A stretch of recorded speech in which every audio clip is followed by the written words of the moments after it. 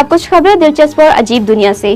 دنیا میں پہلی بار روبوٹس کے درمیان باکسنگ میچ ہوئے ہیں۔ چینی روبوٹکس کمپنی یونیٹریک کی جانب سے دنیا کے پہلے روبوٹس باکسنگ میچ کا انعقاد کیا گیا۔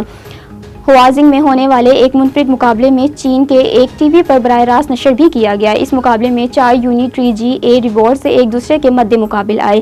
ان کے میچ 2 منٹ سے 3 راؤنڈ پر مشتمل تھے اور ان روبوٹس کو انسانی آپریٹر کنٹرول کر رہے تھے۔ روبوٹس کو صرف سر یا پیر پر مکے یا کک مارنے کی اجازت دی گئی تھی۔ یونیٹری جی اے روبوٹس 4.3 فٹ لمبے ہوتے ہیں اور وزن 35 کلو گرام ہوتا ہے۔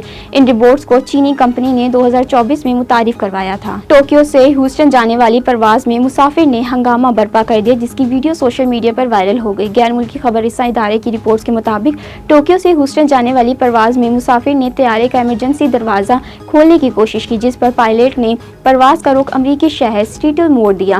جہاز کے عملے اور دیگر افسران نے فوری طور پر مل کر اس شخص کو قابو کیا۔ پولیس اور ایف بی آئی کے طیارے نے لینڈنگ کے فوراً بعد مسافر کو حراست میں لے کر اسپتال منتقل کیا تاکہ اس کی ذہنی حالت کا معائنہ کیا جا سکے۔ واقعے میں کسی بھی مسافر یا عملے کو نقصان نہیں پہنچا۔ بہار کے وزیر اعلیٰ نتیش کمار نے ایک تقریب کے دوران اسٹیج پر موجود شخص کے سر پر گملہ رکھ دیا، جس کی ویڈیو وائرل ہو گئی۔ بھارتی میڈیا رپورٹس کے مطابق بہار کے وزیر اعلیٰ نتیش کمار، جو اکثر کسی نہ کسی تنازع میں الجھے نظر آتے ہیں، اسی بار ایک دفعہ تقریب کے دوران عجیب و غریب حرکت کرتے نظر آئے۔ انہوں نے غیر متوقع طور پر اے سی ایس ایجوکیشن کے سربراہ کے سر پر گملہ رکھ دیا۔ وائرل ویڈیو میں اے سی ایس ایجوکیشن کے سربراہ ایل این مرشا Institute for Social Media and Economic Change کے ڈائریکٹر ڈاکٹر ایس سدھارتھ نے نتیش کمار کو ایک پودا تحفے میں دیا، جسے وزیر اعلیٰ نے انہی کے سر پر رکھ دیا۔